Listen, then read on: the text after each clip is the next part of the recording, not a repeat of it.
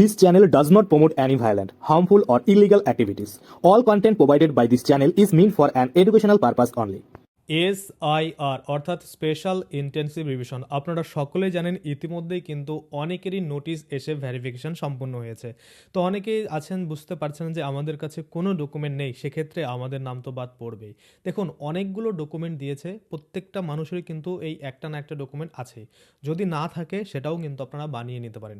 বিশেষ করে আপনারা লক্ষ্য করলে দেখবেন যে একটা কিন্তু অপশন ছিল যে পার্মানেন্ট যে স্থায়ী বাসিন্দা সেটার যদি আপনার কাছে থেকে থাকে সেটা দিলে হয়ে যাবে, বা ফ্যামিলি রেজিস্টার সেটা কিন্তু খুব সহজে বানানো যেতে পারে লোকাল প্রশাসনিক দ্বারা। তো আপনারা সেইগুলো কিন্তু ইউজ করে আপনাদের যে এসআইআর ভেরিফিকেশন করতে পারেন। তো সেই রকমই একটা পদ্ধতি আজকে আমি আপনাদের দেখাবো, যাদের কাছে একদম কোনো কিছুই নেই।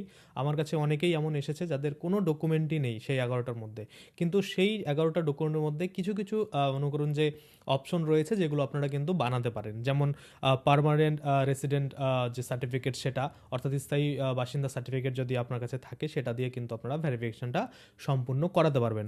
অর্থাৎ ডোমিসাইল সার্টিফিকেট যদি আপনার কাছে থাকে সেটা আপনি ইউজ করতে পারবেন। তাছাড়া কিন্তু আরও রয়েছে যেটা ফ্যামিলি রেজিস্টার লোকাল প্রশাসন দ্বারা কিন্তু তৈরি করতে হবে, সেটাও আপনারা করতে পারেন। তো আজকে আমি আপনাদের বলবো সেরকমই একটা, সেটা হচ্ছে ধরুন পার্মানেন্ট যে মনে করুন রেসিডেন্ট সার্টিফিকেট সেটা আপনারা কীভাবে বানাতে পারেন, বা ডোমিসাইল সার্টিফিকেট কীভাবে বানাতে পারেন, এবং সেটা দিয়েও কিন্তু আপনারা এসআইআর ভেরিফিকেশন করতে পারেন।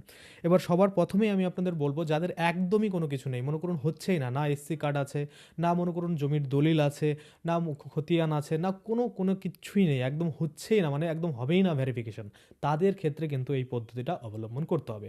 এবার আপনি যেখানে থাকেন আপনার লোকাল এরিয়াতে, সেখানে আপনাকে আপনার প্রধান মেম্বার বা আপনার কাউন্সিলর তারা আপনাকে চেনে, সেক্ষেত্রে তারা কিন্তু আপনাকে একটা রেসিডেন্স সার্টিফিকেট প্রোভাইড করবে, যেটা কিন্তু আগে আমরা অফলাইনে পেতাম, এখন কিন্তু অনলাইন করে দেওয়া হয়েছে।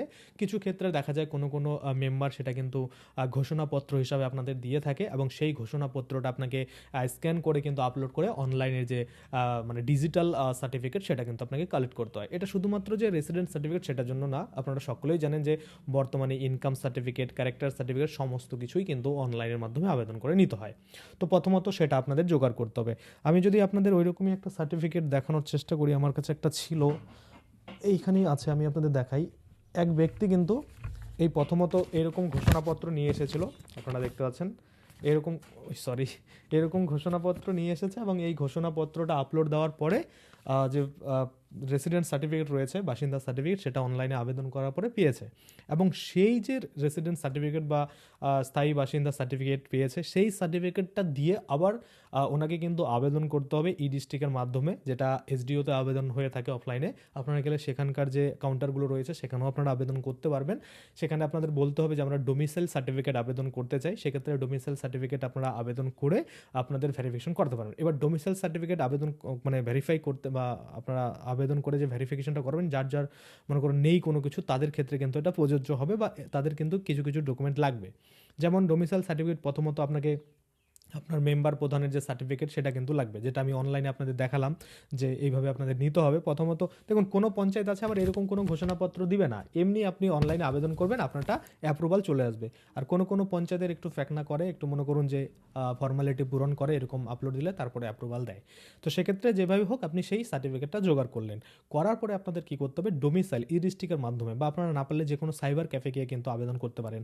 সেই ডোমিসাইল সার্টিফিকেটটা আবেদন করার পরে যদি এসডিও থেকে অ্যাপ্রুভাল পায় যে হ্যাঁ আপনি পার্মানেন্ট রেসিডেন্ট রয়েছেন, আপনাকে প্রধান ভেরিফাই করেছে, সেক্ষেত্রে আপনাকে কিন্তু অবশ্যই সেই ডোমিসাইল সার্টিফিকেট প্রোভাইড করা হবে যদি অ্যাপ্রুভাল পান। যদি অ্যাপ্রুভাল না পান তাহলে তো আপনি ভেরিফিকেশন করাতে পারছেন না। তো ম্যাক্সিমাম ক্ষেত্রে অ্যাপ্রুভাল পেয়ে যাবেন যদি আপনি সত্যি সেখানকার বাসিন্দা হয়ে থাকেন। কোনো কারণবশত আপনি কোনো ডকুমেন্ট আপনার কাছে নেই অ্যাভেলেবেল, তাহলে কিন্তু আপনি অবশ্যই ভেরিফিকেশন আপনি করতে পারবেন ডোমিসাইল সার্টিফিকেট দিয়ে। তো এবার স্থায়ী এই সার্টিফিকেট যে রয়েছে এটা আপনারা পেতে গেলে আপনার একটা ছবি লাগবে, যেটা আমরা দেখি যে গ্রাম পঞ্চায়েতের ইনকাম সার্টিফিকেট বলুন, আর ক্যারেক্টার সার্টিফিকেট বলুন, আর রেসিডেন্টাল সার্টিফিকেট বলুন, যেটাই আবেদন করবেন প্রত্যেকটার ক্ষেত্রেই কিন্তু এক কপি ছবি লাগে, আর একটা ডকুমেন্ট আপলোড দিতে হয়। আধার কার্ড হতে পারে, ভোটার কার্ড হতে পারে, অন্যান্য। সিমিলারলি এখানেও কিন্তু আপনাদের লাগবে, সাথে কিন্তু আপনি যে পঞ্চায়েত থেকে আবেদন করে প্রধানের সার্টিফিকেট পেয়েছেন আর রেসিডেন্টাল সার্টিফিকেট পেয়েছেন, সেটাও কিন্তু আপলোড দিতে হবে। ফটো, আধার কার্ড বা আপনার যে কোনো আইডেন্টি প্রুফ সেটা, এবং সঙ্গে কিন্তু আপনাকে আপনার এই যে রেসিডেন্ট প্রুফ, যেটাকে আমরা ভেরিফিকেশন সার্টিফিকেট বাই প্রধান অবলিক দিয়ে চেয়ারম্যান থাকে সেই জায়গাটাতে আপলোড করতে পারি, এবং আপলোড করার পরে আপনাদের এটা কিন্তু কয়েকদিন ভেরিফিকেশনে থাকবে, বা আপনারা অ্যাপ্লিকেশন নাম্বারটা নিয়ে এসডি অফিসে যেতে পারেন। যেমন আমরা অনেক সময় ভিডিওর ইনকাম দরকার হয়, তো আমরা অনলাইনে সেটা এই ডিস্ট্রিক্টে আবেদন করে দিয়ে সেই অ্যাপ্লিকেশনটা নাম্বার নিয়ে আমরা চলে যাই বিডিও অফিসে। সেই বিডিও অফিসে যে নির্দিষ্ট কাউন্টার রয়েছে সেখানে যদি আমরা সেই অ্যাপ্লিকেশনটা দেখাই তাহলে তারা কিন্তু সাথে সাথে সেখান থেকে ছেড়ে দেয় বা অ্যাপ্রুভাল দিয়ে দেয় এবং সেটা কিন্তু আমরা ডাউনলোড করতে পারি। তো তেমনই আপনাদের করতে হবে, ডোমিসাইলটা আপলোড করে দেওয়ার পরে বা অ্যাপ্লাই করে দেওয়ার পরে আপনাদের সেই অ্যাপ্লিকেশন নাম্বারটা নিয়ে এসডি অফিসে যেতে হবে এবং সেখানে যে নির্দিষ্ট কাউন্টার রয়েছে সেখানে যোগাযোগ করে দেখাতে হবে যে আমি আবেদন করেছি, তাহলে আপনারটা কিন্তু ভেরিফিকেশন করে তাড়াতাড়ি কিন্তু দিয়ে দেবে। এবার একসাথে এরকম হয়তো অনেক আবেদন পড়ছে, সেক্ষেত্রে আপনাদের একটু সময় লাগতে পারে। তাহলে এইভাবে আপনারা কিন্তু আপনাদের যে স্থায়ী বাসিন্দা সার্টিফিকেট সেটা কিন্তু বানাতে পারেন, আর যেটা কিন্তু অবশ্যই ওই 11টা ডকুমেন্টের মধ্যে উল্লেখ রয়েছে। এসআইআর আপনার ভেরিফিকেশন হতে কোনো রকম সমস্যা কিন্তু হবে না। আমি কয়েকটা এরকম আমাদের বিএলও অফিসার দিয়েছে, সেক্ষেত্রে আমি করিয়েছি। এখন সেটা দিয়ে ভেরিফিকেশন হবে বা হবে না বা দিবে কি দিবে না সেটা তাদের টোটালি ব্যাপার, মানে যারা মনে করুন যে ইসিআই থেকে নিযুক্ত হয়েছেন ভেরিফিকেশন করার জন্য, তাদের উপরে ডিপেন্ড করবে। কারণ আপনি ধরুন দলিল দিয়ে করছেন, সেক্ষেত্রে সেটাও তারা নিয়ে নেবে। আপনি ধরুন এসসি সার্টিফিকেট দিয়ে করছেন, সেটাও নিয়ে নেবে। আপনি যাই করুন না কেন, আপনি যাই দিন না কেন, সেটা তো তারা জমা নিয়ে নেবে। কিন্তু জমা নিয়ে নেওয়ার পরে এমন নয় যে আপনার নামটা উঠে যাবে। তারা জমা নিয়ে নেওয়ার পরে আপনার ডকুমেন্টটাকে ভেরিফাই করবে, এটা কিন্তু নোটিফিকেশনে বলা ছিল। ধরুন আপনি এসসি সার্টিফিকেট দিয়েছেন, তো আপনি এসসি সার্টিফিকেটটা বৈধভাবে বানিয়েছেন নাকি সেটা কপি করেছেন বা সেটাকে ফেকভাবে বানিয়েছেন, এডিট করে বানিয়েছেন, সেটা কিন্তু তারা চেক করবে। সেই এসসির যে মনে করুন হেড ডিপার্টমেন্ট রয়েছে, সেখানে কিন্তু পাঠানো হবে আপনার এসসি নাম্বারটা, যেটা আপনাদের ওখানে রেজিস্টার রয়েছে কিনা।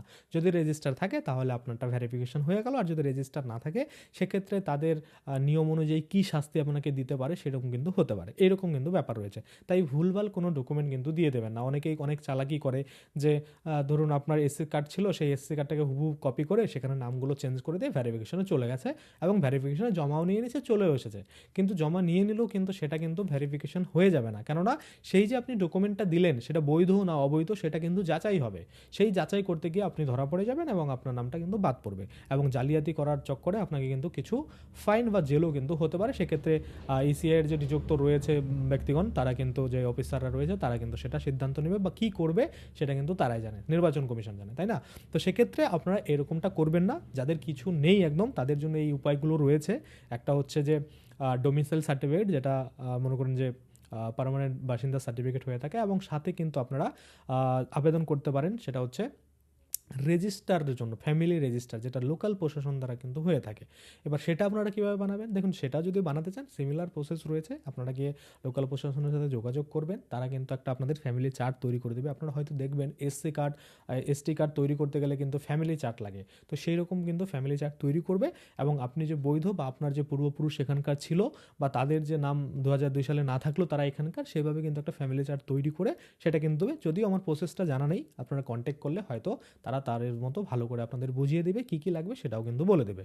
আমি যেটা আপনাদের বললাম ডোমিসাইলটা, সেটা আপনারা অবশ্যই করেই নিতে পারেন। সেটা আপনাদের করতে গেলে প্রথমত আপনার প্রধান বা চেয়ারম্যানের যে ভেরিফিকেশন সার্টিফিকেট বা ক্যারেক্টার সার্টিফিকেট বা রেসিডেন্টাল সার্টিফিকেট বা ইনকাম সার্টিফিকেট যেটাই হোক না কেন, সেটা আপনাদের জোগাড় করতে হবে, এবং সেটা জোগাড় করার পরে অনলাইনে ই ডিস্ট্রিক্টের মাধ্যমে আপনাকে ডোমিসাইলে আবেদন করতে হবে, এবং ডোমিসাইলটা 2-3 দিনের মধ্যে অ্যাপ্রুভাল হয়ে গেলে সেইটা জমা দিয়ে কিন্তু আপনি আপনার যে ভোটার কার্ড বা এসআইআর ভেরিফিকেশন সেটা কিন্তু করিয়ে নিতে পারবেন। আশা করি আপনারা বুঝতে পারছেন। কোনো রকম প্রবলেম থাকলে অবশ্যই কমেন্টে জানাবেন, আমি কিন্তু তৎক্ষণাৎ আপনাদের কমেন্টের রিপ্লাই দিয়ে দেবো। আর যদি কমেন্টের রিপ্লাই দিতে না পারি সেক্ষেত্রে কিন্তু পরবর্তী ভিডিওতে আপনাদের যে কমেন্টগুলো থাকবে সেটা নিয়ে একটা ভিডিও বানিয়ে দেবো বা কোশ্চেন উত্তরের জন্য ভিডিও কিন্তু করে দেবো।